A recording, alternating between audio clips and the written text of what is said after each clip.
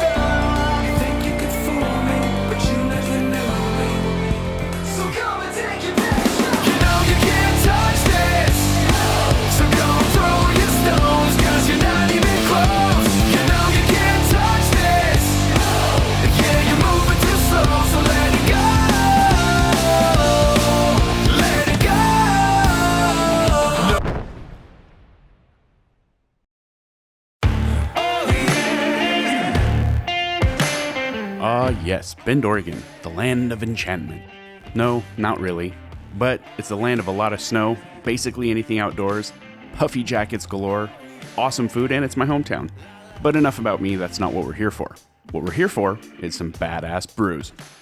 Let me take you inside Crux Fermentation Project, a killer brewery in the Old Mill District and an old Amco transmission plant. Join me as I sit down with Larry Sidor, the owner and head brewmaster, along with Jason Randles as sales and marketing manager. So think of this beer as a fruitcake that you actually want, but it's got every ingredient that a fruitcake would have in it. That is amazing. So from the cherries to the dates to the figs to the, orange zest, lemon zest. I mean, that is by far and away, not to take anything away from the Saison, that is one of the most unique beers I've ever had. I can see why there's such hype about it. So then we finish it off by putting it in a bourbon barrel. Because what do you do with a fruitcake? You pour a little bourbon over it so it doesn't mold. Right. Yeah. So So those barrels we have up here, people think they're just for show, but those are actually aging next year's version of this beer. How long do you age it? a year. Yeah, well, it kind of depends. What we'll do is we intentionally brew it over a fairly long period of time.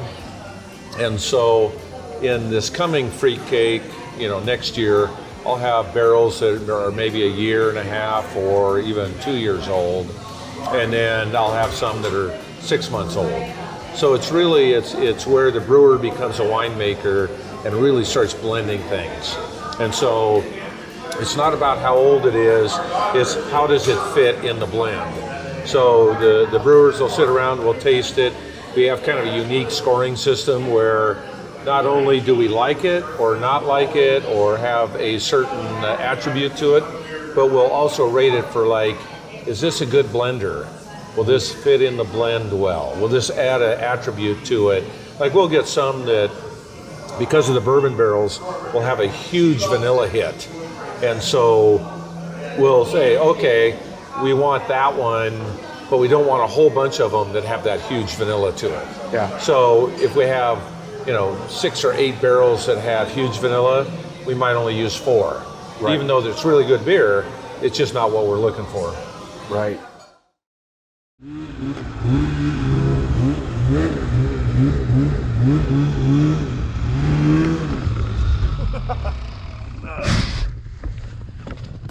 Okay. I know I'm not a pro. Definitely not at snowmobiling. It's been decades actually since I've been on one. But our original plan coming to Bend on this episode was not to ride snowmobiles. We were actually supposed to be on dirt bikes up in the hills, However, a few days before we came up here, they got a massive snowstorm. It forced me to change plans.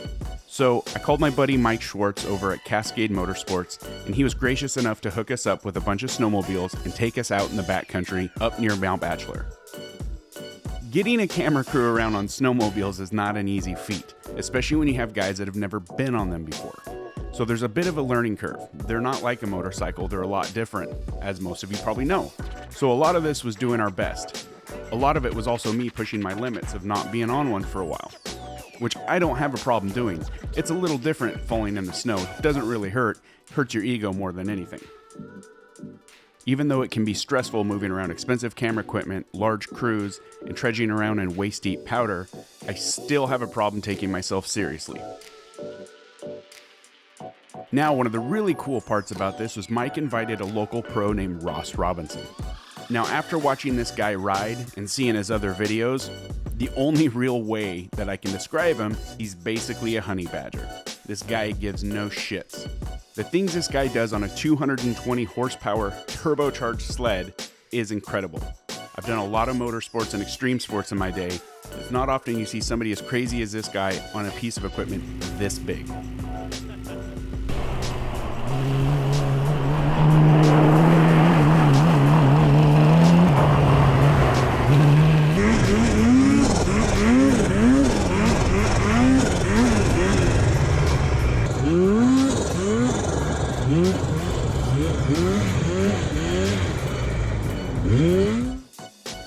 Snowmobiling has been in his family for multiple generations, and he's carried it on, and he's very serious about it. In fact, it's taken him all around the world. He's the type of guy that lives by the quote, "When hell freezes over, I'll snowmobile there too."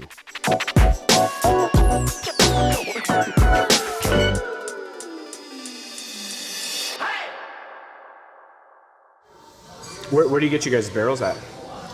Well, we change every year on purpose. And so we've done Buffalo Trace, we've done Jack Daniels, we've done Willett Brothers. Who am I forgetting here? We kind of shop around and intentionally every year we want to do something different. Right. Yeah, Switch it up a little. Yeah, just see what we can find. So we're drinking the 2017 right now.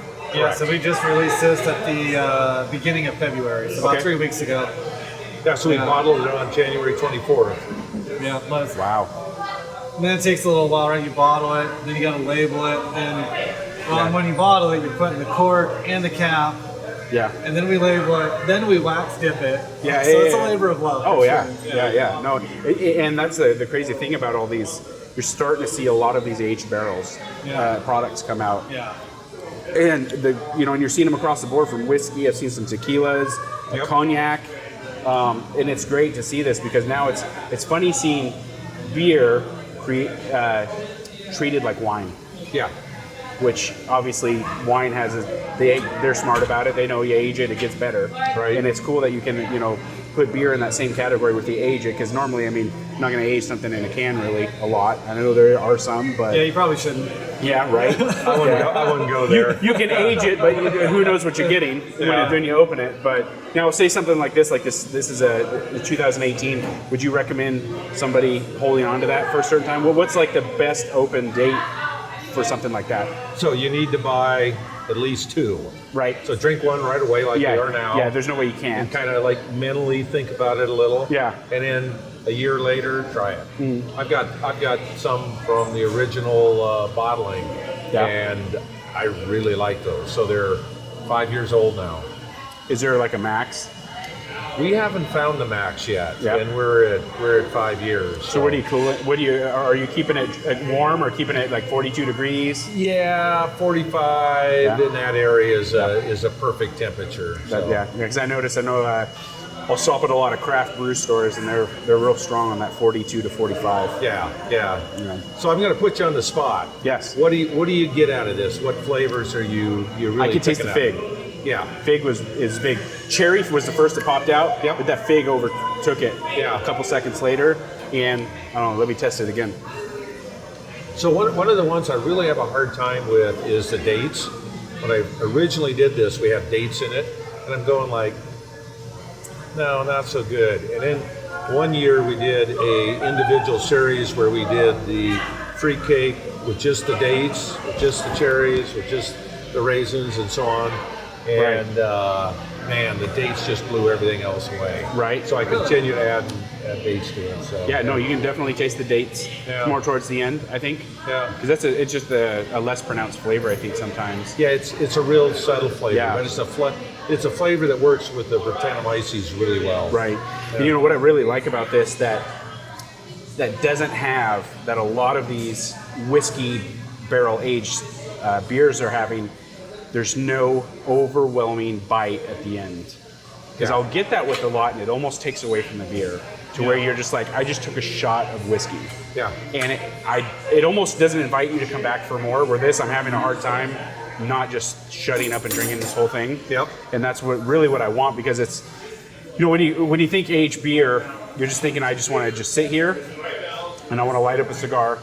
And I'm just going to go off into this other world where nobody else is at and bother me, and just enjoy this as it is. And that's, I think you guys have just absolutely nailed it with all three of these beers, that everything is so smooth and enjoyable that it keeps you wanting to drink more and more, which can probably get you into some trouble. But that's the biggest thing that I look for is somebody who I would say is a light connoisseur to, you know, or even somebody who wants to get into the beer world and introduce themselves into different flavors like the IPAs and the lagers. Is something like this is so easy to transition to. And I think that's where you become that, you know, that obsessed beer guy, is something like this. So yeah, you just hit the nail on the head. So we get some of our barrels when we taste them, they're like super high alcohol. Yeah. You know, so that has a low blendability with it.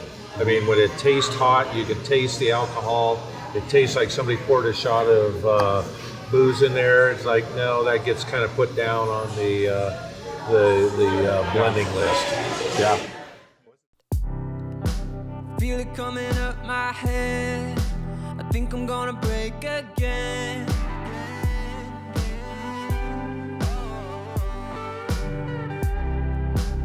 Central Oregon is very unique in the fact that there's not a lot of people, but there is a lot of wide open spaces and a ton of breweries per capita. There really isn't bad beer that comes out of this area, which is awesome if you live or visit here. So you know that no matter where you go, it's going to be easy to pick up something great to drink. Back in the day, there were only a couple major players here in the beer scene. Now, there's over 20 in this small little area. The one thing I love about Crux is they're just so different than everybody else. They don't focus on one thing. They focus on many, and they do it all well. Larry's a mastermind, there's no doubt about it. And what he brings to the table is something you're not going to find everywhere. If you're in Central Oregon, chances are you like beer. I'm telling you, you have to stop here. It's worth your time. It's amazing beer. It's ridiculous food.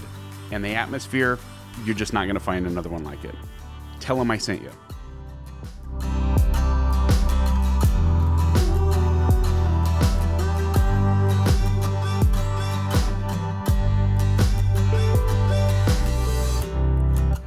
See the demons round the bend, they're waiting at the corner's end.